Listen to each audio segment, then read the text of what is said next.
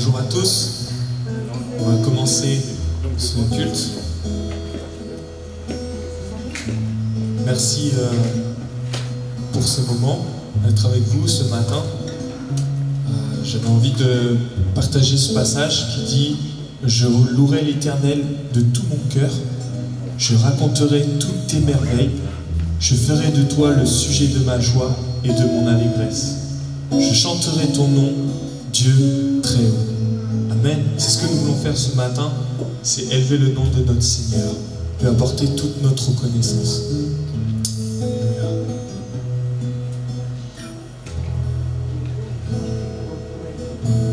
Je louerai l'Éternel de tout mon cœur. Je raconterai toutes tes merveilles.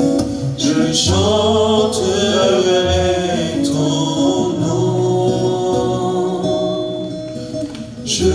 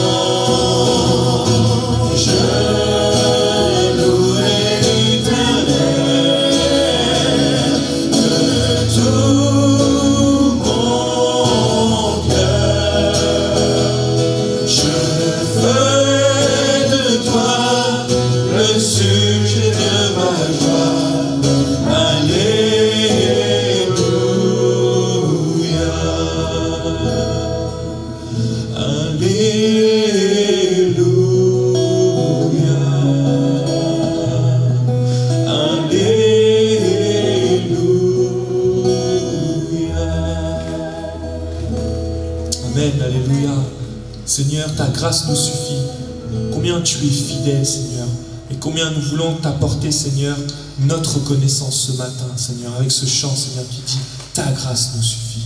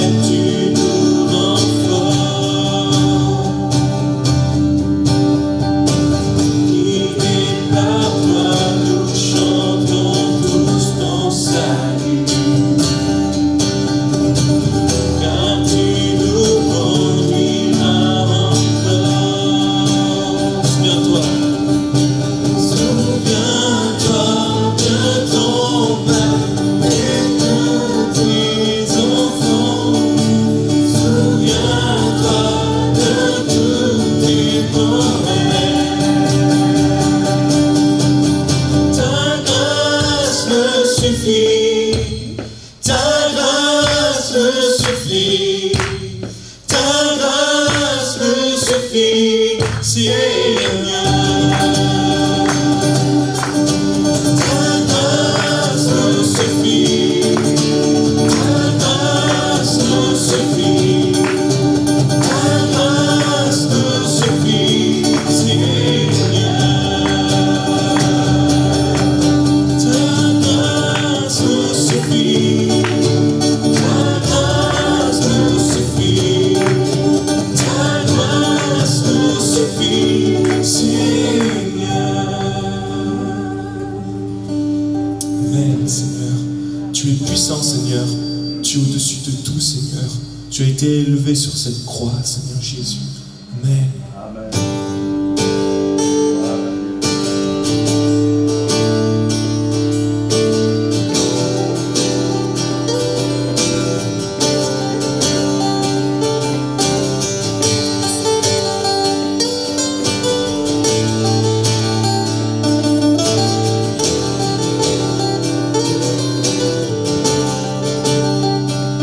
Tu es puissant,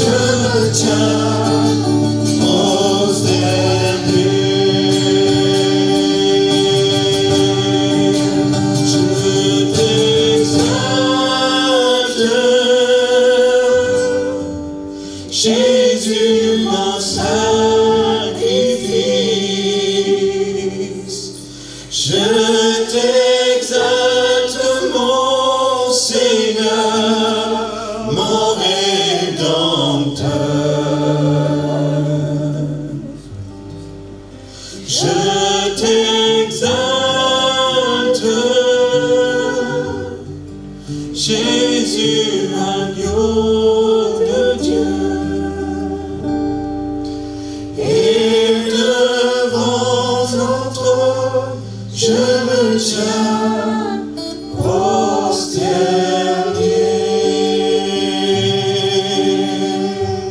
Oh Seigneur, nous voulons t'exalter ce matin, Seigneur.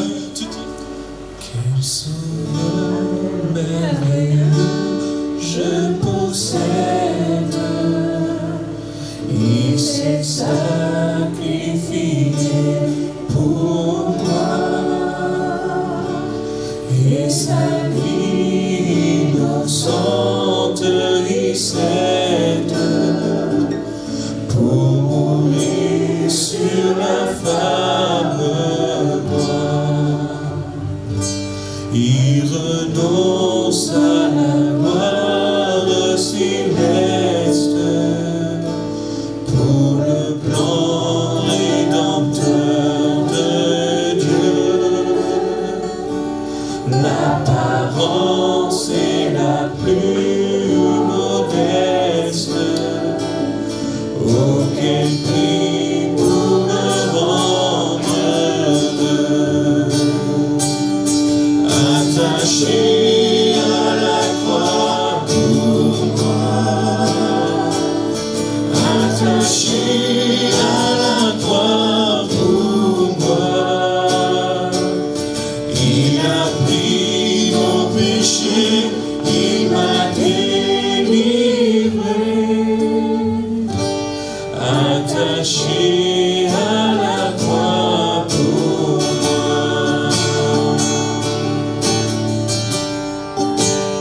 Attaché à la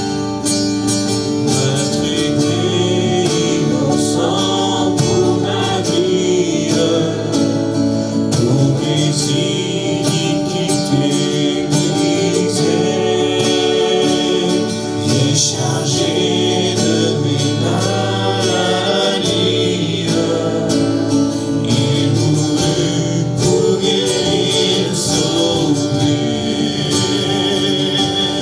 Attaché à la croix pour moi.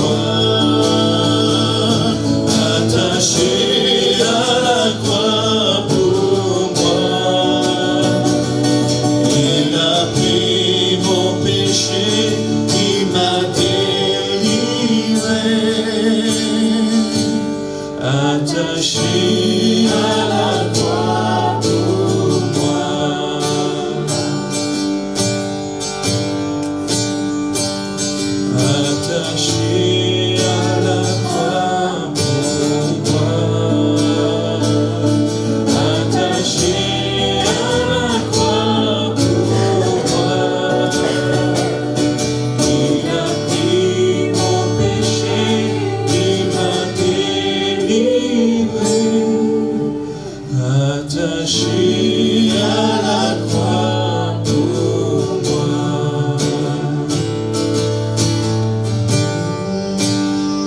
On prend cette strophe qui dit maltraité innocent pour ma vie. Maltraité innocent pour ma vie. Pour mes iniquités brisées. Chargé de mes maladies, il mourut pour guérir, sauver. Attaché à la croix pour moi. Attaché à la croix pour moi. Il a pris mon péché, il m'a délivré. Attaché à la croix pour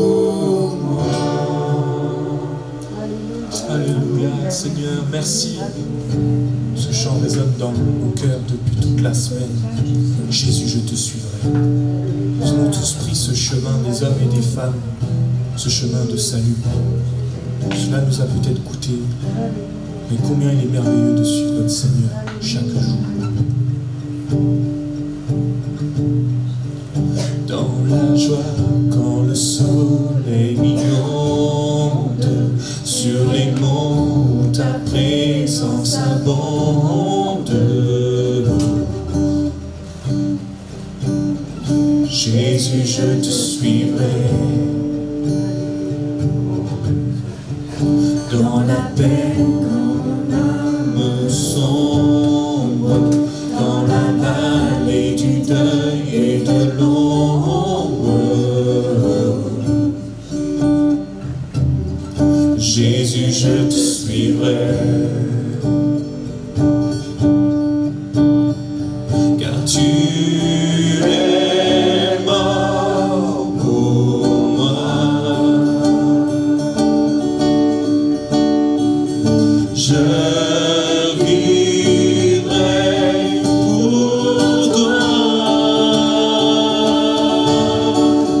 Tu t'es offert sans rien garder. Tu as souffert pour me sauver. Jésus, je te suivrai.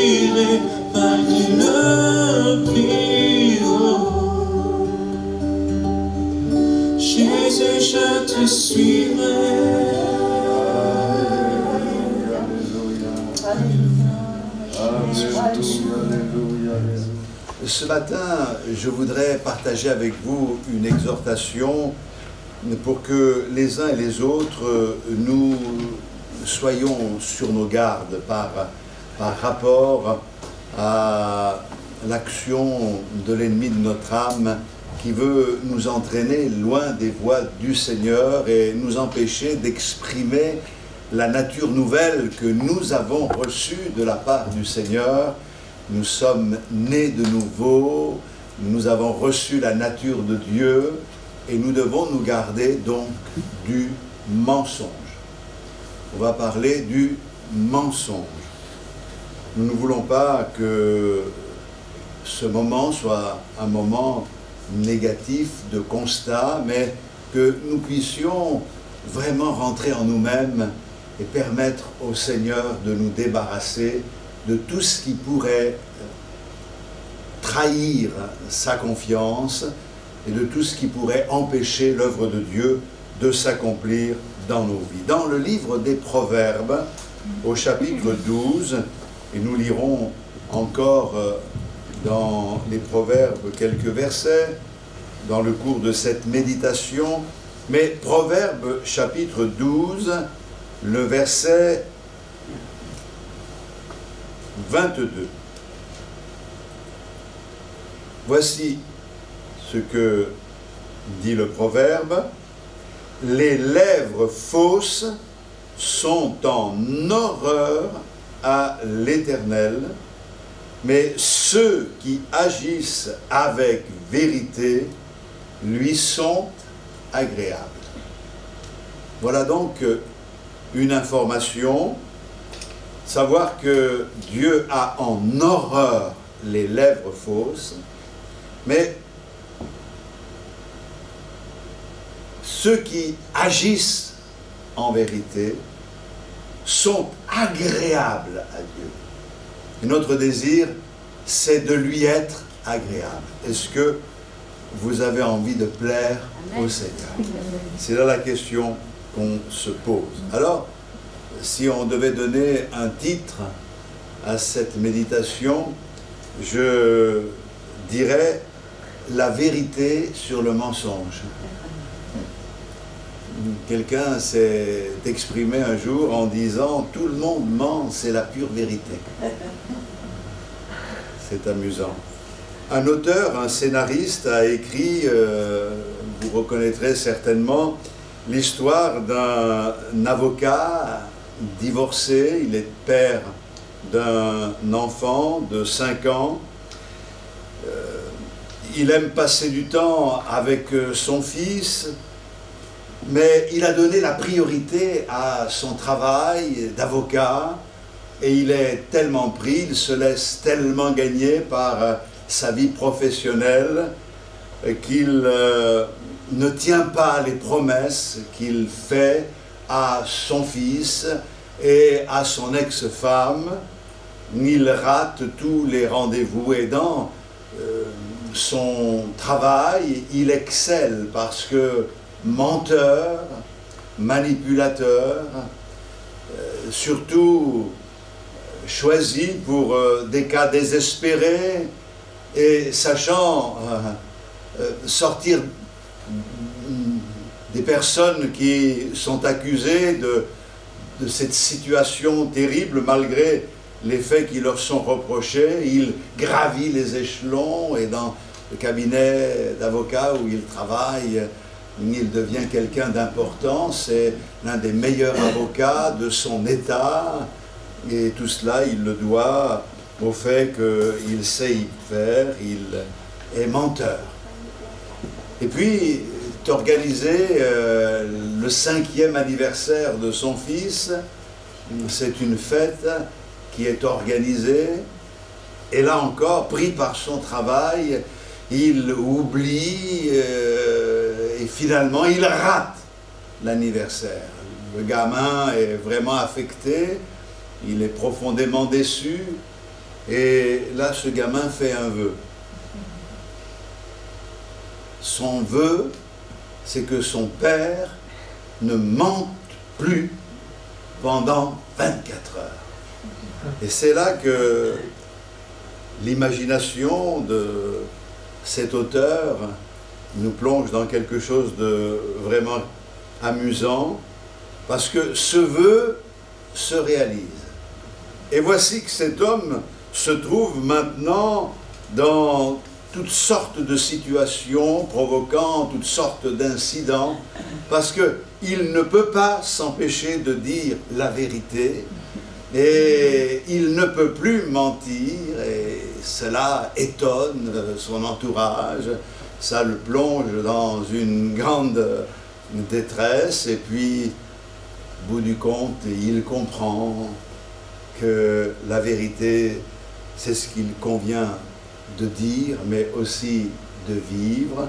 C'est une comédie, mais nous devons savoir, nous, ce matin, que mentir, ça n'a rien d'une comédie, ça n'a rien d'amusant, ça n'a rien de bon, le mensonge est condamné par la parole de Dieu. Dieu fait un vœu ce matin. Pas comme ce petit garçon. Mais son vœu, c'est que nous marchions dans la vérité, que nous vivions la vérité, que nous disions la vérité. Car Dieu sait très bien combien le mensonge est important et qu'il peut causer des dégâts dans les vies. Alors, nous voulons rentrer en nous-mêmes et permettre au Seigneur de nous aider. Nous voulons nous examiner et examiner ce sujet à la lumière de la parole de Dieu pour que nous comprenions quelle est la vérité concernant le mensonge. Pourquoi mentons-nous?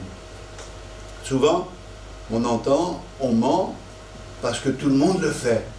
C'est vrai que le mensonge fait partie de la vie.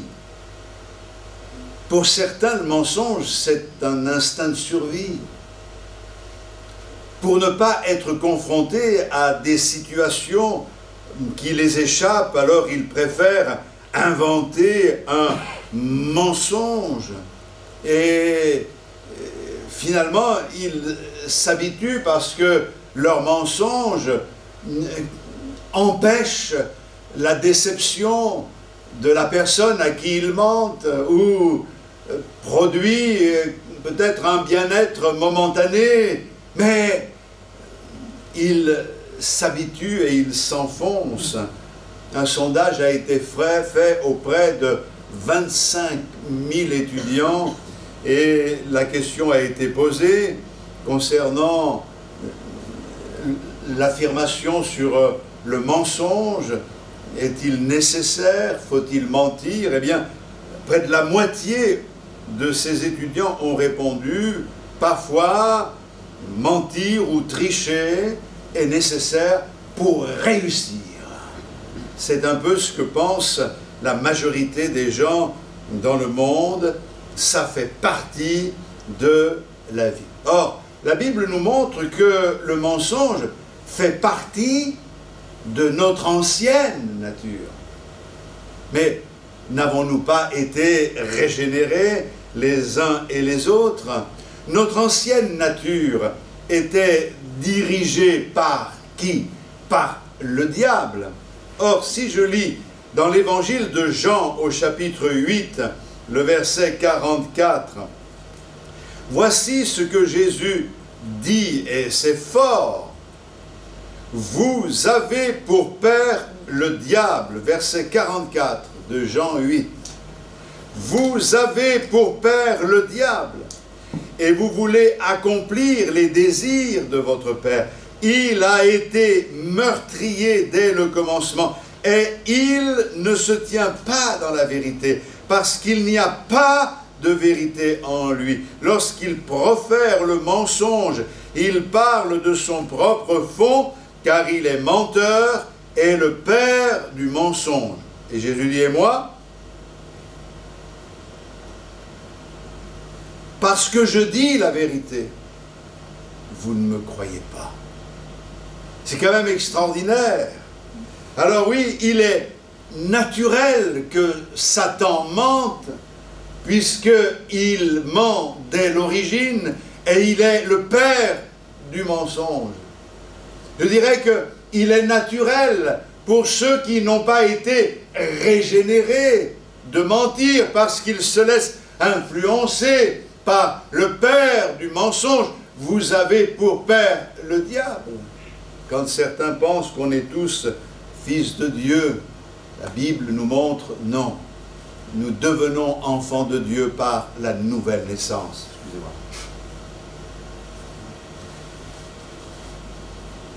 Le père du mensonge influence pour que le mensonge devienne une partie normale de la vie.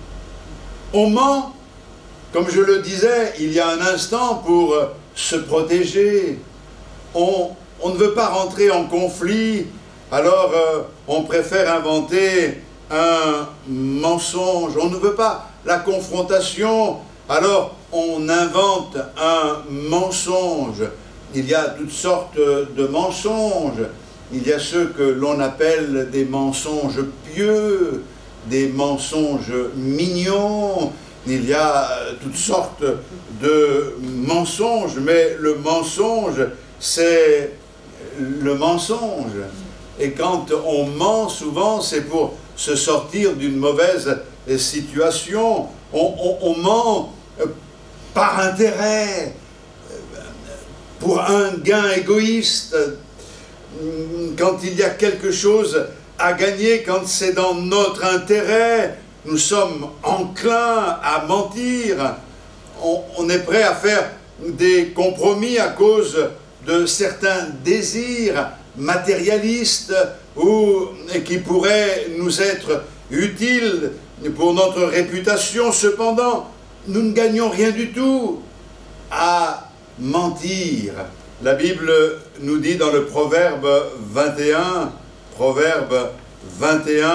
le verset 6, ceci: « Des trésors acquis par une langue mensongère sont une vanité fugitive et l'avant-coureur de la mort. » C'est quand même fort comme déclaration. Ça veut dire que peu importe ce que ça me rapporte et combien ça me rapporte, je ne pourrai jamais vraiment en profiter parce que ça va engendrer un tas d'ennuis. Je pense à tous ceux qui trompent le système, qui ont des combines pour s'en sortir, qui trichent avec le fisc ou autres, qui dissimulent, qui estorquent, qui détournent avec leurs mensonges. Ça fait partie de cette société où on a l'impression de ne plus pouvoir se fier à personne et finalement ça crée des ennuis et la Bible nous le dit, c'est une vanité fugitive et l'avant-coureur de la mort. Le chrétien ne doit pas tomber dans ce piège. Je me souviens de ce témoignage d'un chrétien qui travaillait dans une société. Il avait gravi les échelons, il était maintenant dans les bureaux et ça marchait bien pour lui. Mais son patron lui a demandé de tricher dans les comptes et lui, parce que c'était un chrétien, il a refusé. Alors ça a pris un peu de temps, son patron l'aimait bien, mais finalement l'intérêt est plus important que l'affection que l'on peut avoir pour quelqu'un. Et donc il a commencé par le rétrograder, il a connu des moments difficiles, des pressions, il a connu vraiment des difficultés dans son travail et pour finir, il s'est retrouvé au chômage.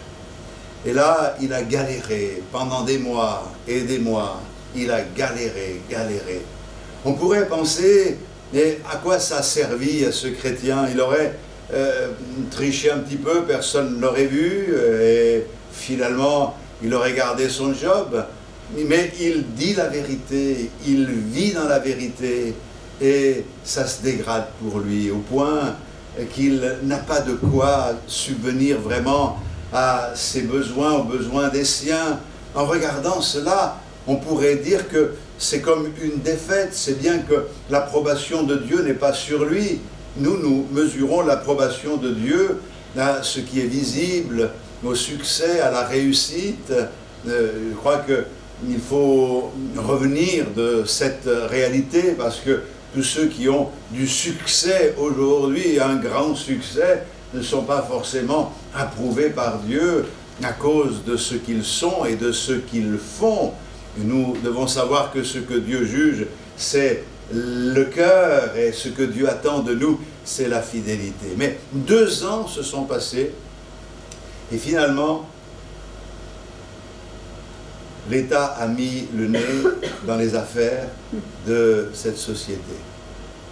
Et ce qui s'est passé, c'est que le patron s'est retrouvé en prison, mais non seulement le patron, mais en faisant leur enquête, tous ceux qui, directement ou un peu indirectement, ont volontairement participé à la fraude, ont eu également des peines et ont été condamnés. Et c'est là que on se dit, il vaut mieux être pauvre dans la vérité que d'être menteur dans l'abondance, surtout que nous n'oublions pas que nos vies sont sous le regard du Seigneur. Mais ce que je vous dis concernant la pauvreté, je ne l'ai pas inventé, mais dans le Proverbe 19 et le verset 22, je lis dans la deuxième partie, enfin on peut lire tout le verset, « Ce qui fait le charme d'un homme, c'est sa bonté, et mieux vaut un pauvre qu'un menteur. » Est-ce que vous êtes d'accord avec cette affirmation? Alors, il y a différentes façons de mentir. Il y a la tromperie. Allez, on va dans le psaume 5. Je vais lire le verset 9. « Éternel, conduis-moi dans ta justice, à cause de mes ennemis. Aplanis ta voie sous mes pas, car il n'y a point de sincérité dans leur bouche. Leur cœur est rempli de malice, leur gosier est un sépulcre ouvert, et ils ont sur la langue des paroles flatteuses. » Et là, il demande au Seigneur de les frapper. Je crois qu'il faudrait que le Seigneur remette de l'ordre, mais quand on lit qu'il n'y a point de sincérité dans leur bouche, on voit qu'il y a beaucoup de tromperie aujourd'hui. J'avais lu à l'époque une histoire qui concernait un boucher chrétien et qui s'appelait Bob. Et Bob le boucher, c'était quelqu'un qui avait des moyens astucieux pour vendre, il savait y faire, et puis il est arrivé qu'en fin de semaine, il lui restait un poulet, et il était déterminé à ne pas garder ce poulet pour le week-end. Donc un frère de l'assemblée qu'il fréquentait est venu pour acheter quelque chose, un poulet en particulier. Il arrive, « Bonjour Bob, bonjour, tu vas bien, ça va? Je viens chercher un poulet, ma femme m'envoie parce que mes enfants reviennent de l'université ce week-end et je voudrais un poulet. » Alors il lui reste un poulet, il dit « C'est bien, j'ai ce qu'il te faut. » Il va, il prend le poulet dans le frigo derrière, il revient, il le met sur la feuille d'emballage, sur la balance, il déclare 1,1 kg. C'est bon. Et attends, c'est peut-être un peu petit, 1,1 kg, connaissant l'appétit de mes fils, si tu pouvais me donner un poulet plus gros. Ouais, bon, d'accord. Et il prend son poulet, il s'en va derrière, il n'en avait qu'un poulet. Donc, il le tape un petit peu sur les pattes. J'ai vu même dans une émission qu'il les gonfle avec de l'air pour leur donner une apparence. Et puis, il revient avec son poulet, il le met sur le papier d'emballage, sur la balance, et il déclare 1,5 kg.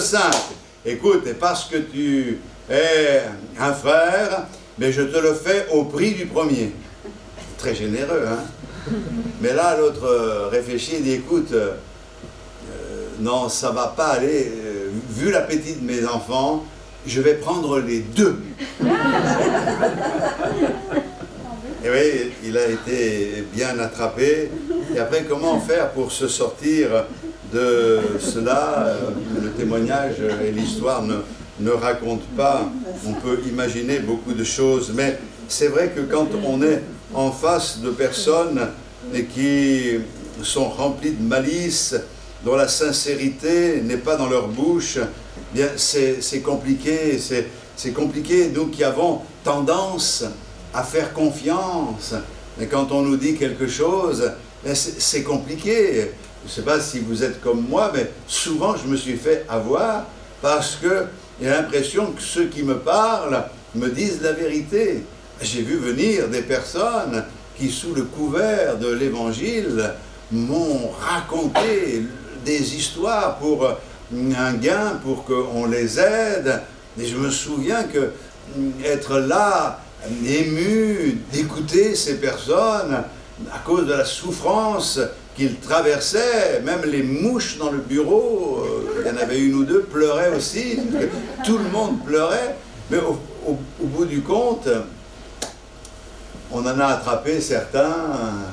Je me souviens qu'un en particulier, il est parti en oubliant son chapeau, et quand je lui ai couru après pour lui rendre son chapeau, je me suis aperçu qu'il était loin d'être dans le besoin, et quand il est rentré dans le bar un peu plus loin, j'ai bien compris qu'il y avait un problème. Enfin, peu importe, que Dieu nous donne du discernement, on en a besoin. Il y a aussi la malhonnêteté. Vous savez, quand nous sommes malhonnêtes, lorsque nous omettons délibérément des informations, lorsque nous donnons des demi-vérités, cette adolescente qui va sortir et sa mère lui dit « Mais tu vas où ?»« Mais je vais chez Sarah. » Mais elle a raison de dire qu'elle va chez Sarah parce que c'est chez Sarah qu'elle va. Mais elle omet volontairement de dire que en arrivant chez Sarah, ensemble, elles partiront à la fête qui est organisée chez Stéphane.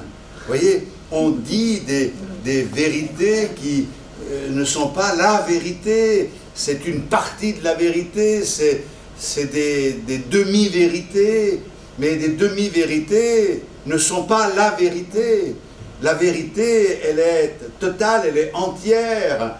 On avait fait cette expérience lors d'une réunion de prière où on aurait pu raconter, j'aurais pu raconter, nous étions en prière et le lieu dans lequel nous étions trembla. Oh, c'est formidable, c'est comme dans les Actes des Apôtres, il y a eu quelque chose de spécial.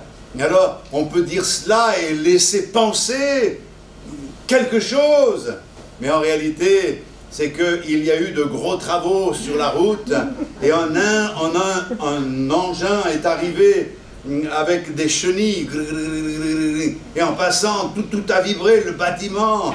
Alors bien sûr, si on omet une partie de la vérité, alors on est malhonnête. Vous voyez, quand on voit ces reportages sur les tribunaux, etc., je jure de dire la vérité, toute la vérité, rien que la vérité.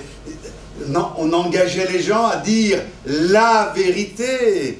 Aujourd'hui, quand quelqu'un est justement interrogé, eh bien, on se demande si ce qu'il dit est vrai, on a des doutes. Mais nous qui sommes chrétiens, on n'a pas besoin de jurer.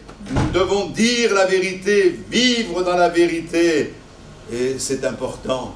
Et puis, il y a la flatterie, le fait d'honorer les personnes par motif d'intérêt. C'est ce que dit Jude au verset 16.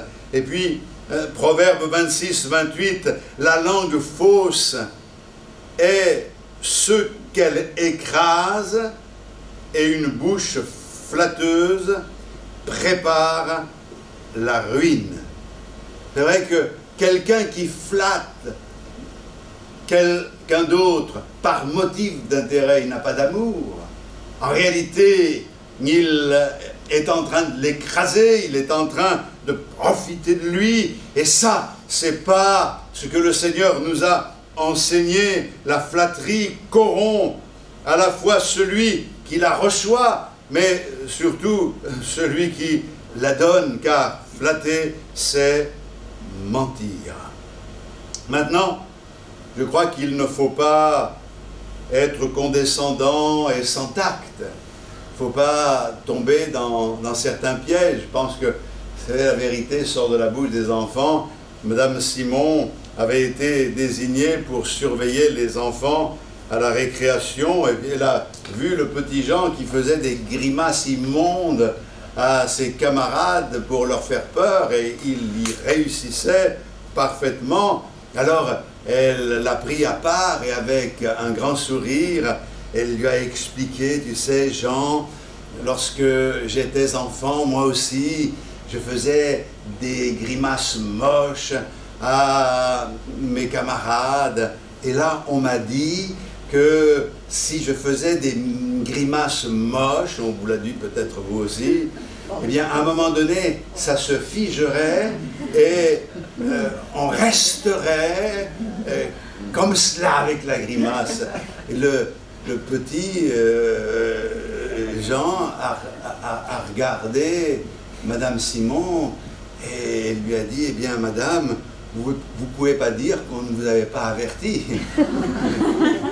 La vérité sort de la bouche des enfants. Mais ce que je veux dire par là, c'est que toute vérité n'est pas bonne à dire, dans le sens que certains, sous le couvert de la vérité, en profitent pour faire du mal, pour piquer. Ce que je dis, c'est uniquement la vérité. Ils veulent tellement avoir raison. Je pense qu'il y a des moments, il faut avoir de la compassion, et il est une loi qui est au-dessus de toutes les autres, c'est l'amour. Alors, quels sont les dommages causés par le mensonge?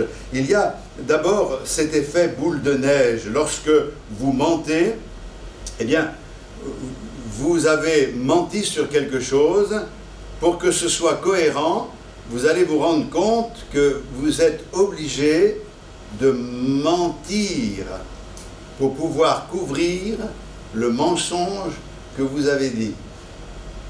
Et alors, là, vous êtes parti dans un cercle infernal parce que vous devez avoir votre esprit en éveil et avoir surtout une très bonne mémoire, parce que vous pouvez très vite vous trahir vous-même dans vos propos, et finalement, quand vous mentez, que les personnes s'intéressent à vous et que vous questionnent ou autre, vous vous retrouvez au bout d'un moment comme épuisé, comme ayant fait un marathon, parce que justement, un mensonge en entraîne un autre et ça n'arrête pas. Vous l'avez oublié, quelqu'un vous rencontre et vous parle de cette situation que vous avez un peu oubliée. Finalement, le mensonge, c'est pas une bonne chose. Et on n'a pas besoin d'avoir une bonne mémoire lorsqu'on dit la vérité. On dit les choses simplement, on peut les dire, on peut les répéter. C'est pour cette raison que quand il y a des enquêtes, on fait dire et répéter encore, mais je vous l'ai déjà dit, répéter, répéter, parce qu'à un moment donné, s'il y a une faille, eh bien ça va se voir, ça va se sentir. Or, nous voulons vivre dans la vérité. Les gens mentent comme cela, certaines fois, parce qu'ils ont l'habitude, sans raison valable. Et vous avez certainement connu des personnes qui vous ont menti sur quelque chose sans qu'il n'y ait de raison. Et vous vous dites, mais pourquoi il a dit ça? Ça sert à quoi?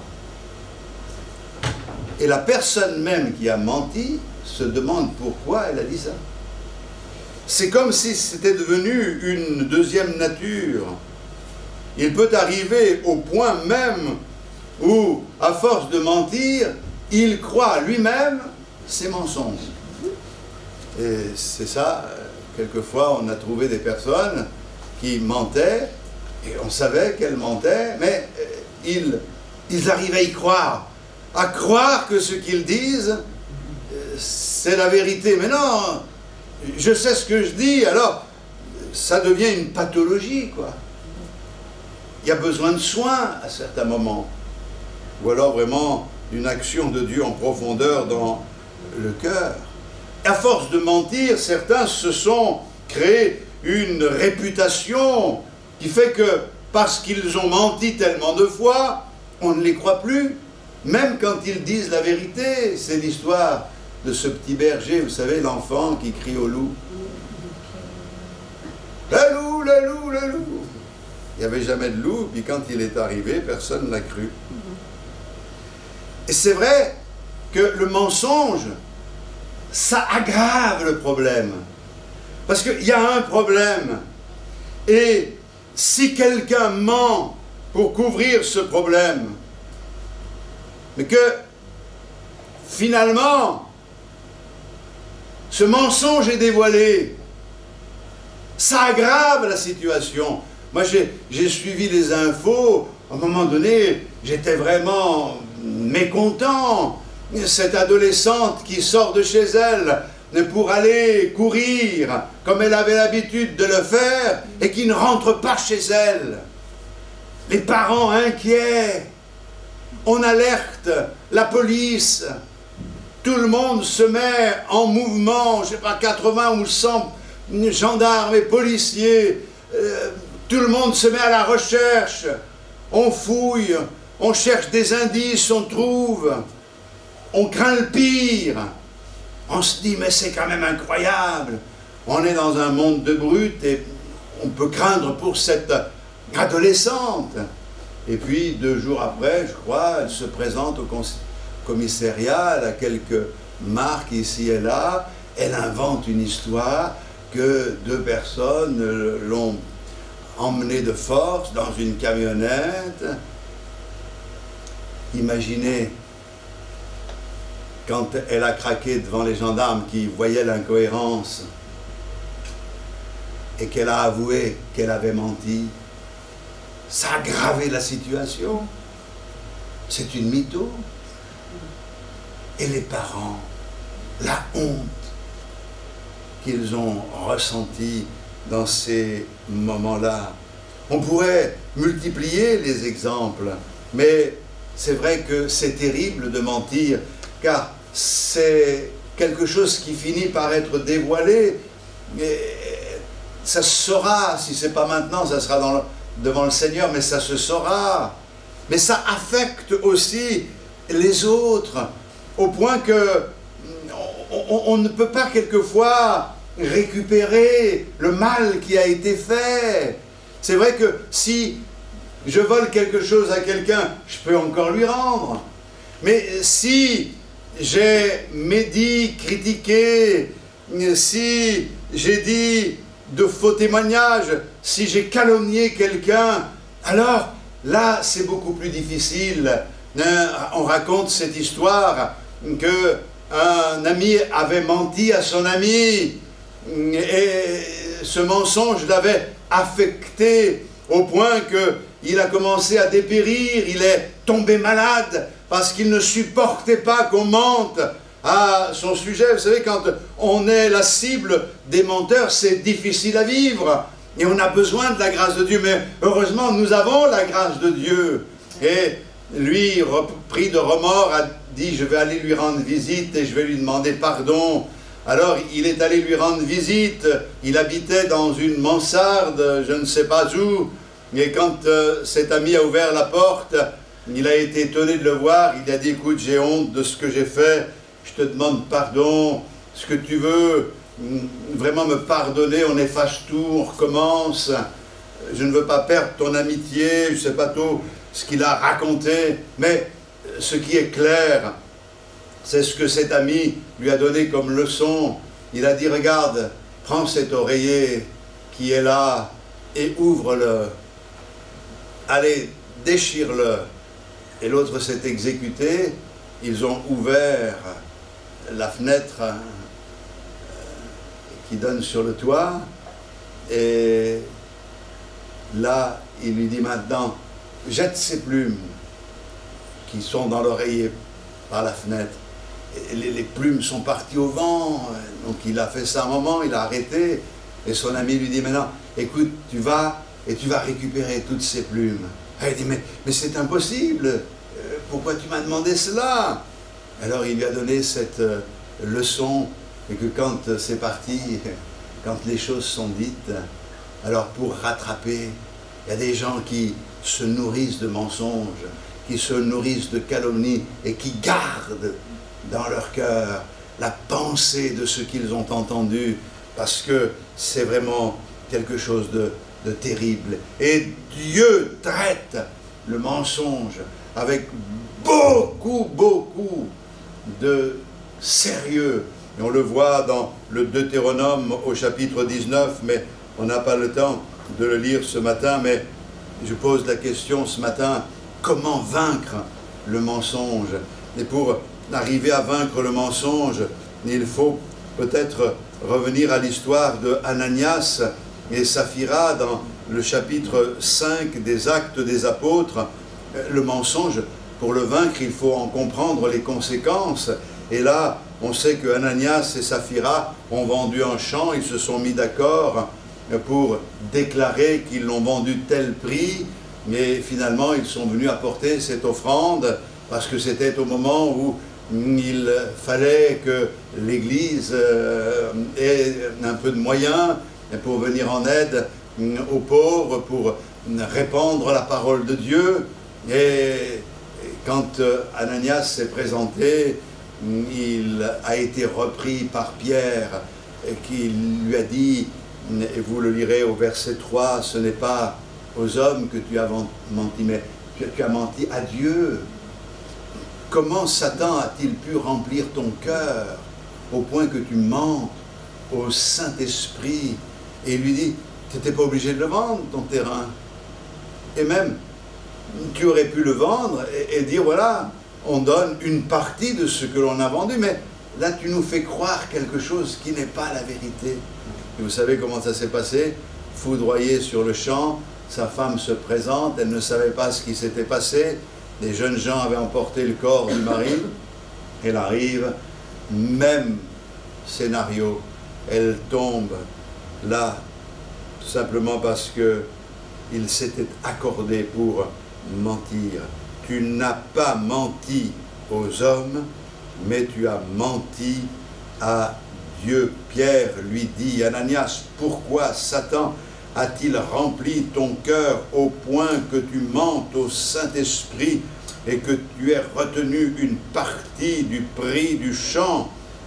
S'il n'eût pas été vendu, ne te restait-il pas? Et après qu'il a été vendu, le prix n'était-il pas à ta disposition? Comment as-tu pu mettre en ton cœur un pareil dessein? Ce n'est pas à des hommes que tu as menti, mais à Dieu. Et c'est là quelque chose de vraiment terrible. C'est que lorsque nous mentons, lorsque nous sommes prêts à mentir, la Bible nous montre, c'est que nous laissons notre cœur être rempli, non pas par Dieu, mais par Satan. Comment ou pourquoi Satan a-t-il rempli ton cœur? Et quand on pense aux conséquences, il faut rentrer en nous-mêmes et se dire, mais qu'est-ce qui s'est passé dans ma vie pour que j'arrive à mentir? Qu'est-ce qu'il y a eu dans ma vie pour que j'en arrive à dire ce qui n'est pas la vérité? Pierre savait que le père du mensonge, c'est le diable. Il savait très bien quelles étaient les conséquences. Je crois qu'il y a aussi peut-être la question de se dire, mais est-ce que les conséquences qui sont tombées sur ce couple ne sont pas disproportionnées par rapport au mensonge? Ce que le Seigneur a voulu montrer, c'est que le mensonge, c'est un mal qui se répand plus vite que Omicron. C'est quelque chose de terrible qui peut faire des ravages et surtout qui mène à la mort. Et au niveau de l'Église naissante, il y avait vraiment besoin de cette leçon et que nous puissions comprendre que la mort qui suit le mensonge n'est pas toujours physique, mais elle est certainement spirituelle, parce que le mensonge, c'est quelque chose que nous devons rejeter. Je vais ajouter quand même dans le Proverbe chapitre 13, le verset 5, « Le juste est ou a en horreur les paroles mensongères. Le méchant se rend odieux et se couvre de honte. Il faut haïr le mensonge pour pouvoir le vaincre. Et cette haine du mensonge, elle n'est pas naturelle en nous. Parce qu'on a vu des gens s'en sortir par des pirouettes, et on a admiré leur intelligence, on a dit quand même, ah. Et ça, on devrait l'avoir en horreur. Le juste est le mensonge. Une version amplifiée dit « Un homme constamment juste déteste le mensonge et la tromperie, mais un homme méchant et répugnant, son souffle même répand la pollution et il en vient sûrement à avoir honte. » Et là, il est dit « Son souffle même répand la pollution. » Son haleine sent mauvais. Ça me fait penser à la bien-aimée du Cantique des Cantiques, quand son bien-aimé lui dit « Le souffle de ta bouche rappelle celui de la pomme. » C'est-à-dire qu'elle avait une haleine qui sentait la pomme. Ça sentait pas l'ail, hein? Et pour le fiancé, c'était agréable. Mais pourquoi sa bouche sentait la pomme? Bien, dans le Cantique des Cantiques, au chapitre 2, le verset 3, il est dit « Comme un pommier parmi les arbres de la forêt est mon ami parmi les jeunes gens. » Elle parle de son bien-aimé, le compare à un pommier parmi les arbres de la forêt. Il y a des tas d'arbres dans la forêt, mais il y a un pommier. Le pommier, il n'a pas une belle forme, ce n'est pas un arbre majestueux. Jésus est venu dans son humiliation, mais pour nous donner un fruit qui peut nous rassasier, nous délecter, nous rafraîchir.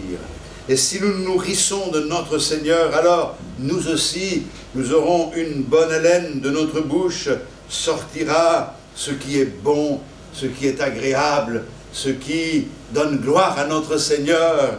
Et ça, c'est quelque chose de très important. Je reviens sur Proverbes, au chapitre 12, le verset 22, « Les lèvres fausses sont en horreur à l'Éternel, mais ceux qui agissent avec vérité lui sont agréables. » Oui, nous devons haïr le péché. Je dois me poser la question ce matin par rapport à mon Seigneur. Tu as en horreur le mensonge. Alors, est-ce que moi, j'ai en horreur le mensonge? Si oui, béni soit le Seigneur et continuons à avoir en horreur le mensonge.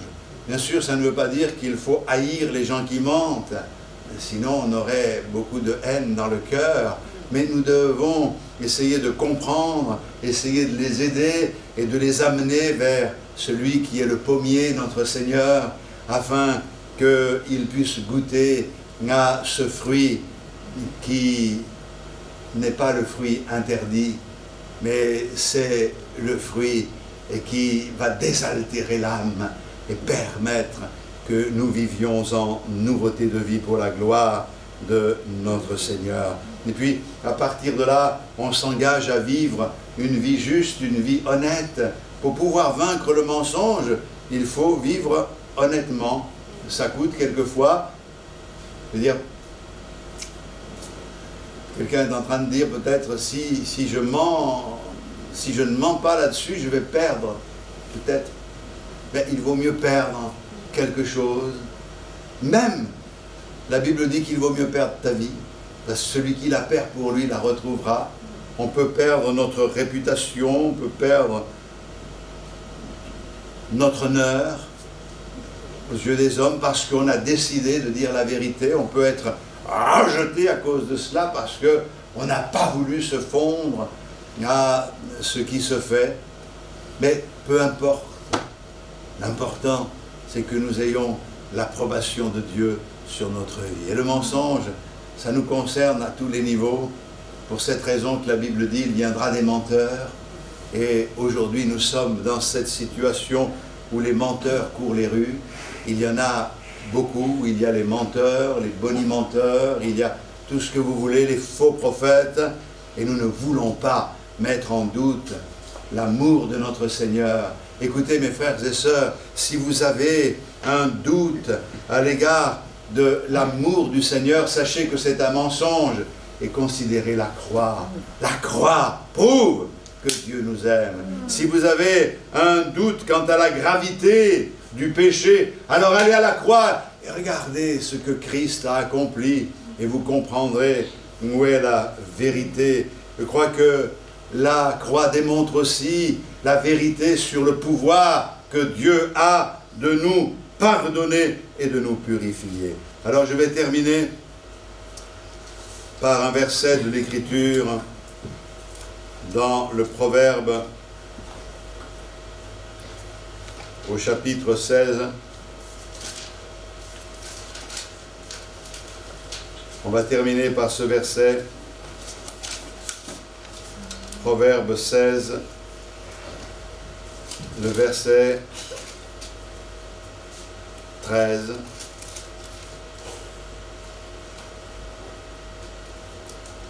Les lèvres justes gagnent la faveur des rois et ils aiment celui qui parle avec droiture.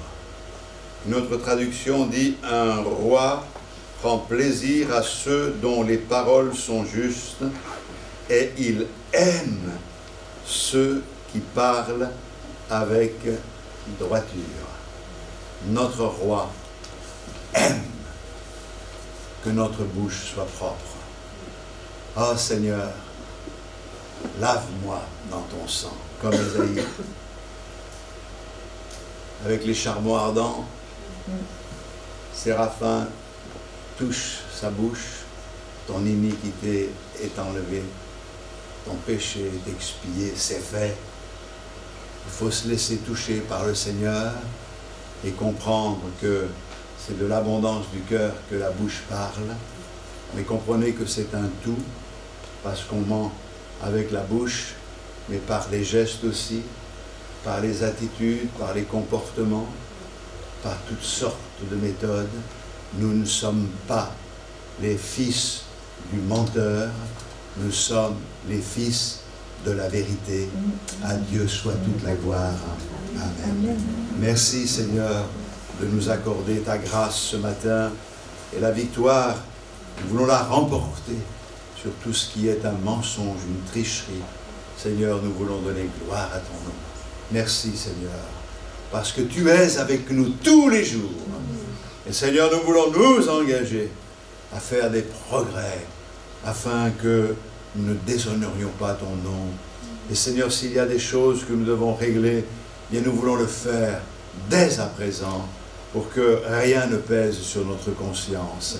Merci Seigneur de permettre d'être libre et léger à cause de ta grâce dans nos vies, dans le nom de Jésus-Christ. Amen. Amen. Amen. Gloire à Dieu. Alléluia. Que Dieu soit béni. Dans la joie, quand le soleil m'inonde, sur les monts où ta présence abonde. Jésus, je te suivrai. Dans la paix, quand mon âme sombre, dans la vallée du deuil et de l'ombre. Jésus, je te suivrai. Tu m'aimes, car tu es mort pour moi. Je vivrai pour toi. Tu t'es offert sans rien